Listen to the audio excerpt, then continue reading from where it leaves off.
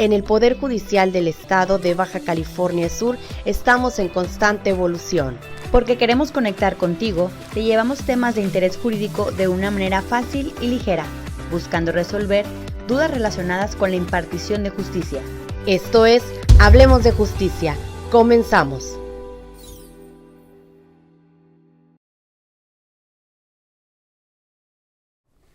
Muy buenas tardes, les damos la más cordial de las bienvenidas a Hablemos de Justicia, un programa del Poder Judicial del Estado de Baja California Sur que llega hasta usted a través de la señal del Instituto Estatal de Radio y Televisión, por la señal de Canal 8 y por sus frecuencias radiofónicas 99.1 FM y el 1050 de amplitud modulada. También recuerde que usted nos puede ver a través de nuestras redes sociales oficiales del Poder Judicial y del IRT-BCS.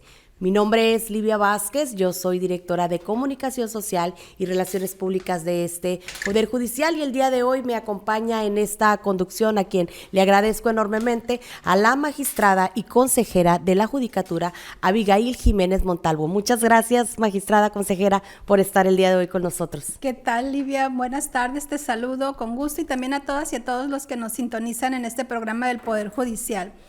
El día de hoy tenemos como invitado al abogado postulante Esaú Manzano González, quien nos viene a hablar sobre el tema de sustracción de menores desde la perspectiva criminal. Bienvenido, abogado. Muchas gracias, un placer y me siento profundamente honrado con esta invitación que me hace el Poder Judicial del Estado de Baja California Sur. Me siento muy abrigado por esta tierra y por ustedes, muy amables. No, pues muy bien, bienvenido. Y entrando de una vez en materia, licenciado, platíquenos, ¿qué entendemos por sustracción de menores?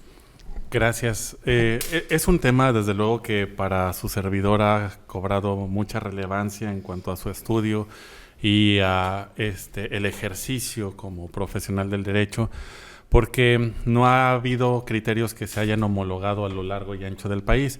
Fundamentalmente, creemos que el tema de la sustracción de menores debe de entenderse como una situación en la cual uno de los progenitores de una niña, niño o adolescente o incluso de un incapaz, de manera unilateral, sin el consentimiento del otro progenitor y sin que haya una mediación o medie una autorización judicial o administrativa, traslada, retiene o bien oculta a un menor de edad.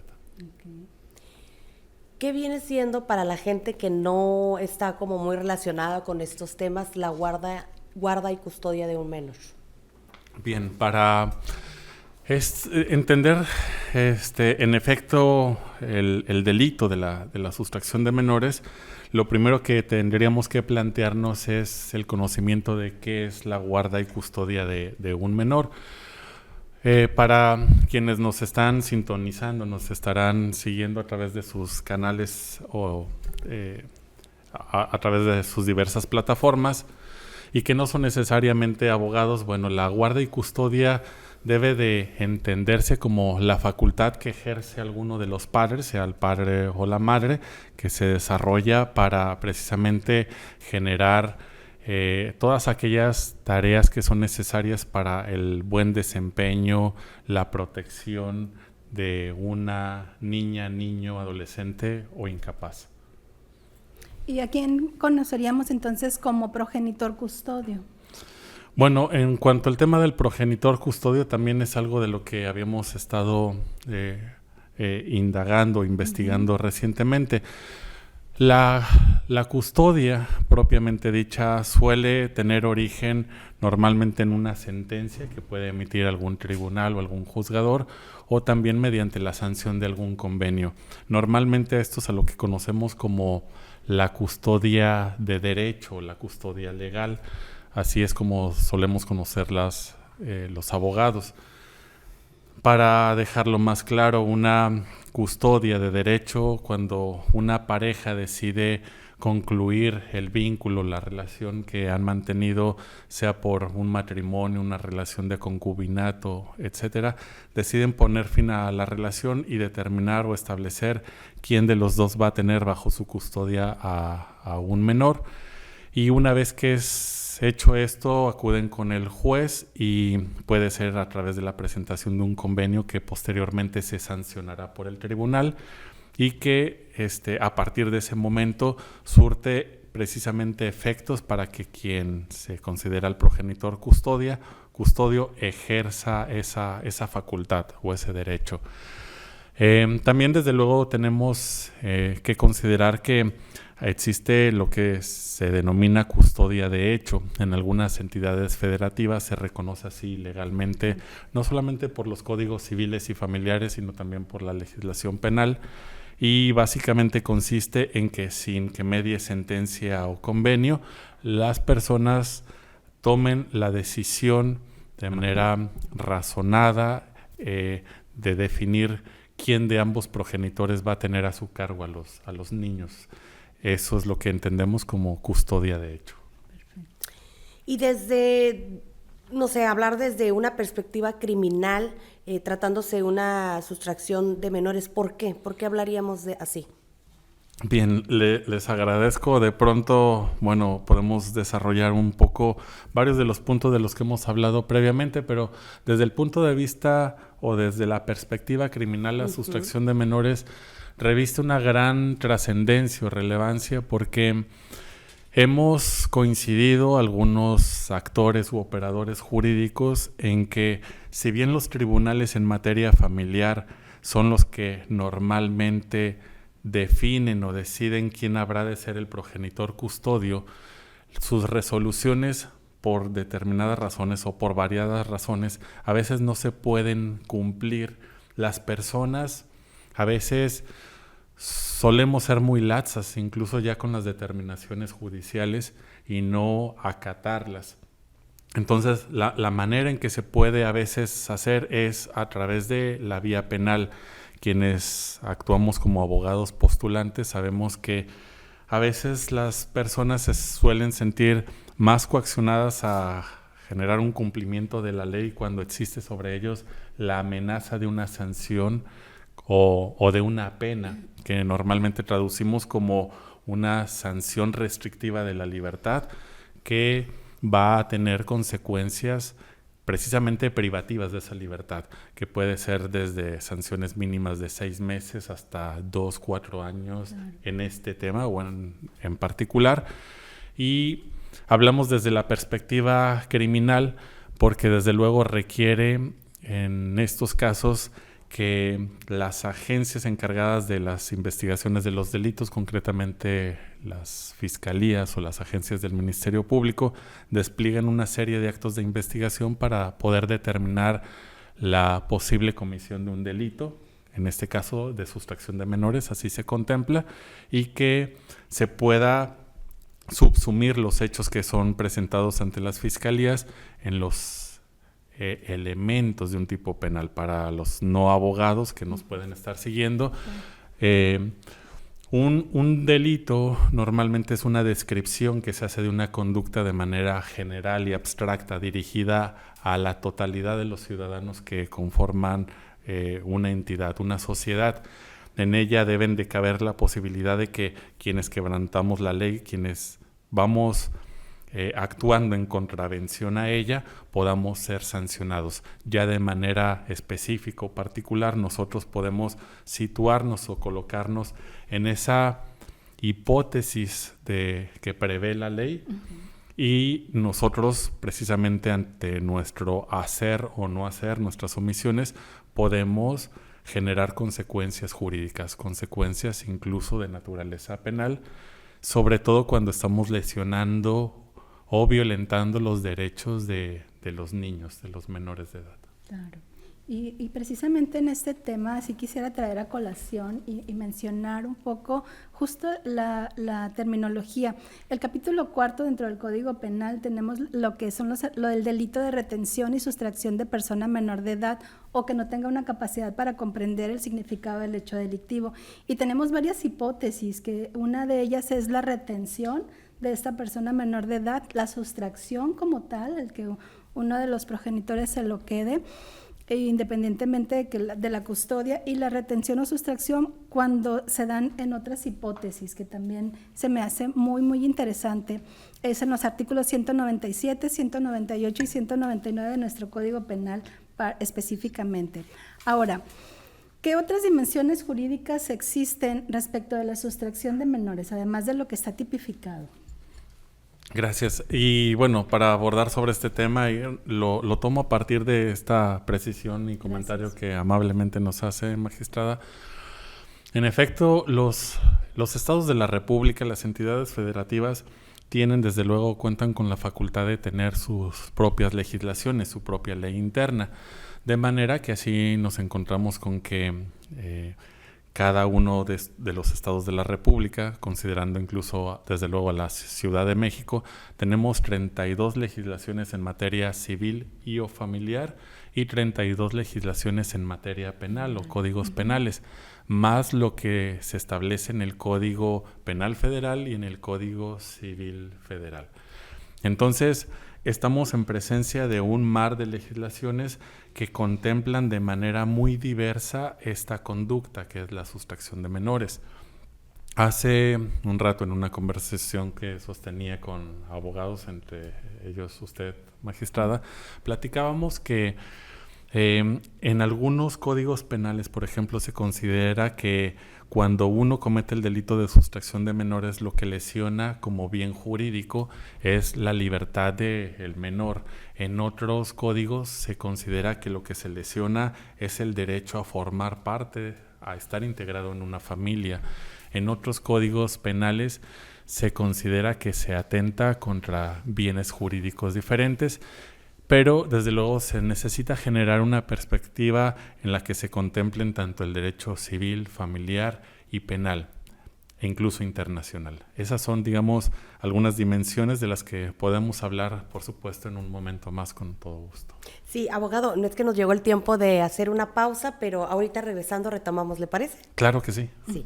Vamos a una pausa, esto es Hablemos de Justicia, no se vaya, ya regresamos.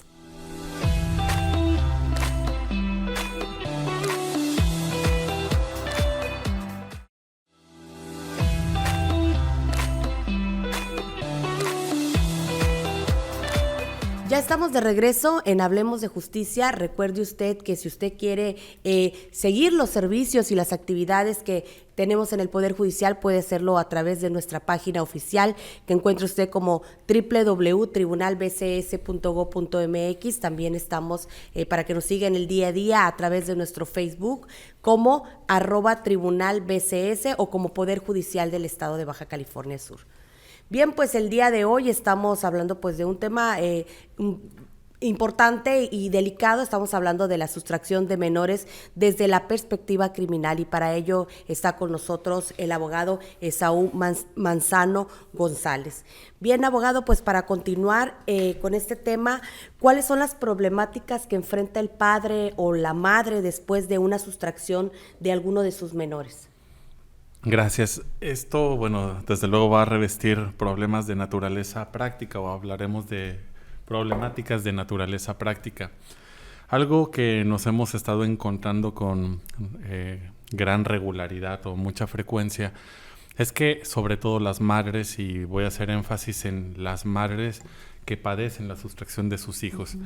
Desde luego que hay padres que también padecen la sustracción de menores, pero me gustaría a mí dejar claro que estadísticamente son las mujeres quienes más padecen como progenitoras este delito, sus hijos desde luego. Es que cuando acuden ante las instancias judiciales o encargadas de realizar investigaciones en materia de derecho penal, se encuentran con una serie de obstáculos que los propios servidores o funcionarios públicos encuentran para no realizar las gestiones necesarias. Empiezo con un ejemplo en materia penal. Va alguna persona a denunciar una sustracción de menores ante el agente del Ministerio Público y nos encontramos que ellos encuentran que el Código Penal establece que existe un requisito de procedibilidad, un requisito sin el cual no pueden aceptar la denuncia, y que ese requisito es la interposición de una querella. Es decir, exigen la presencia de una querella, que no es otra cosa sino la misma denuncia, pero por escrito. Sí. No quieren tomarla en sede ministerial o por comparecencia, sino que quieren una querella. eso es desde luego un requisito, una carga que imponen a quien ya está padeciendo la sustracción de alguno de sus hijos.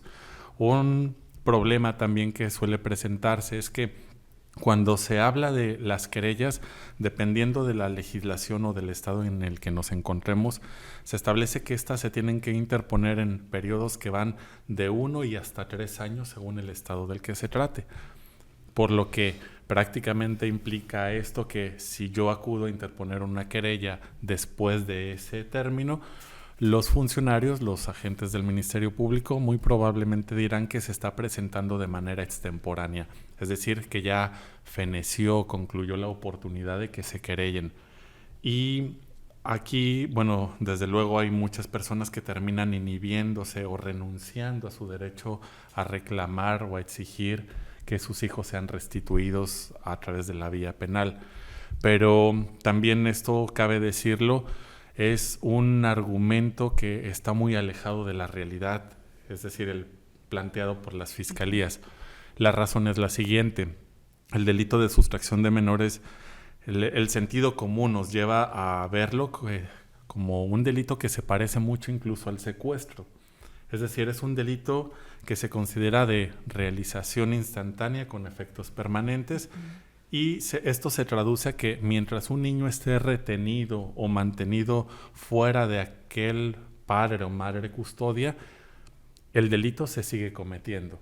Es decir, no importa si han transcurrido solamente un día u 8 años, mientras el niño no sea restituido con su madre o padre progenitor, el delito se sigue cometiendo, de tal manera que el requisito para interponer la querella no habrá de considerarse prescrito o realizado de manera extemporánea en tanto no se ha regresado el niño.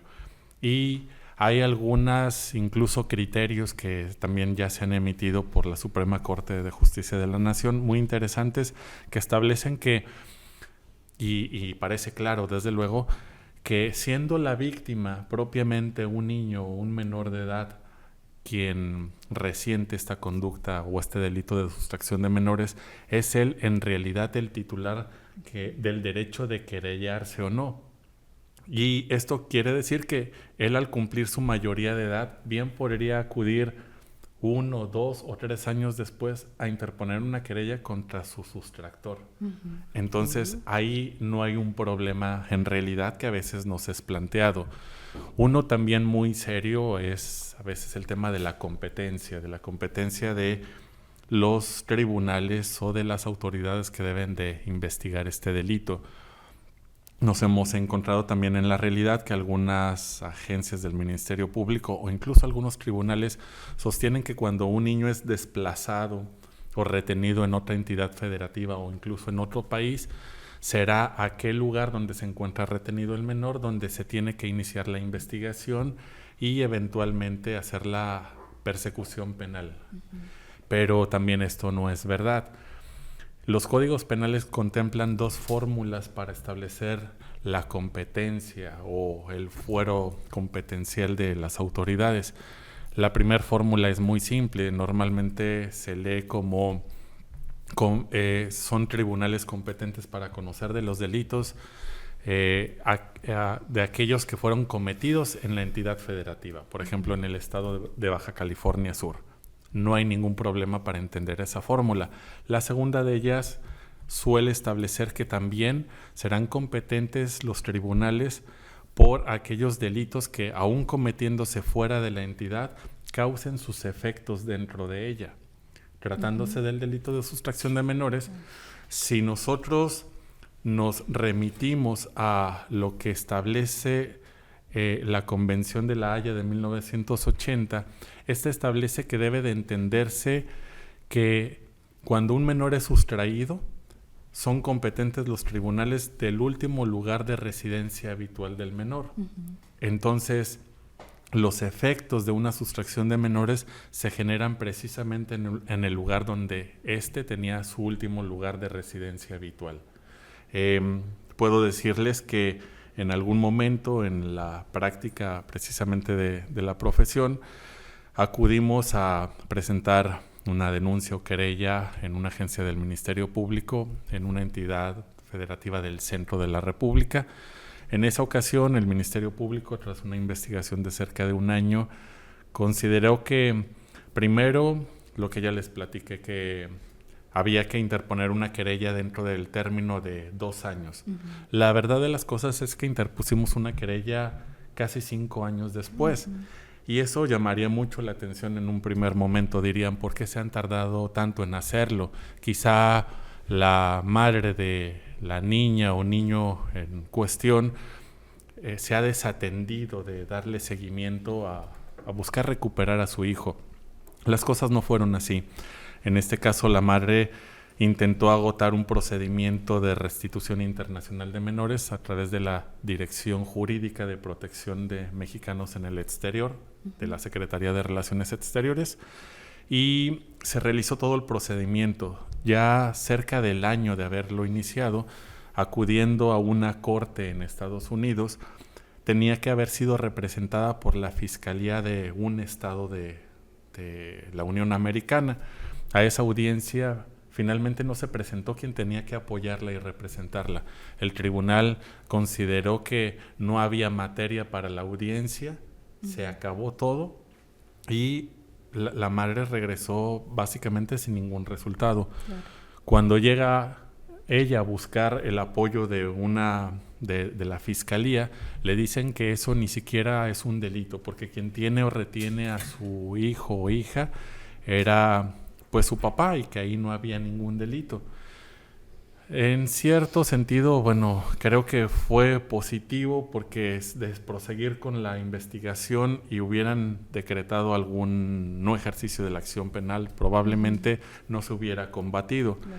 Aquí lo que ocurrió es que la señora, devastada, desde luego, y se entiende las razones para ello, ocurrió que después buscó la representación de su servidor, presentamos la querella y después de brincar el obstáculo de considerar si era requisito de procedibilidad o no, si estaba presentándose en forma extemporánea o no, hubo un momento en que además la Fiscalía emitió un acuerdo de no ejercicio de la acción penal por esa razón. Consideró que el competente era un juez de otro país, supranacional. Nos inconformamos, combatimos eso ante un juez de control, le dio la razón o confirmó el no ejercicio, promovimos amparo indirecto y un juez federal nos dio la razón. En estos momentos ya hay orden de aprehensión y de extradición contra el autor de este delito. Sí, la importancia de agotar los medios, ¿no? Y es como un litigio estratégico buscando el que los resultados sean en favor de las víctimas, ¿no? Vemos la violencia de género presente en este tipo de conductas. No cabe duda de que importante es que todos estemos sensibilizados para cuando nos toque recibir a una víctima o a alguien que va a poner una denuncia, una querella, tengamos esa sensibilidad de ser empáticos, pues, para poder entender todo lo que está pasando y no cuestionar, no revictimizar, incluso no manejar más violencia en contra de estas personas. Recordemos que la violencia de género también es cuando se lastima a la mujer por medio de sus hijos, lo que también conocemos como la violencia vicaria. ¿Qué relación guarda esta sustracción de menores con este tipo de violencia vicaria? Qué oportuno, magistrada, este comentario suyo. En efecto, la violencia vicaria se entiende normalmente como una forma de instrumentalizar a aquello que es muy significativo para una mujer, para seguirla lastimando, cuando ya parece ser que no se mantiene control o poder sobre la mujer. Y la mejor forma de hacerlo es a través de los hijos. Entonces, la sustracción de menores de esa manera está relacionada con la violencia vicaria. La manera en que se busca perpetuar, lastimar o dañar a las mujeres es sustrayendo, reteniendo a los hijos. Qué increíble. Un tema, como lo comentamos ahorita, muy delicado, ¿no? Así es. Pues ya estamos prácticamente llegando a la parte final de este programa. ¿Algo más que desee agregar, abogado? Puesto que el tiempo se nos agota, bueno, solamente agradecer su tiempo, no solamente el tiempo que me han brindado, sino la apertura que muestran ustedes para abordar temas que son sensibles socialmente en este estado y en todo el país. Muchas gracias por la invitación. Gracias a usted. Estuvo con nosotros el abogado postulante Esaú Manzano González, hablándonos de la sustracción de menores desde la perspectiva criminal. Muchas gracias por acompañarnos. Muchas gracias, nuevamente, muy amables. Bien, pues yo también quiero agradecer a la magistrada y consejera de la Judicatura, Abigail Jiménez Montalvo, por haber estado acompañándome el día de hoy en este programa. Muchísimas gracias, magistrada. Un placer, Livia, estar acompañando en los micrófonos de este programa del Poder Judicial del Estado. Bien, yo soy Livia Vázquez. Recuerde que tenemos una cita el próximo jueves en punto de las 6:30 de la tarde. Esto fue Hablemos de Justicia.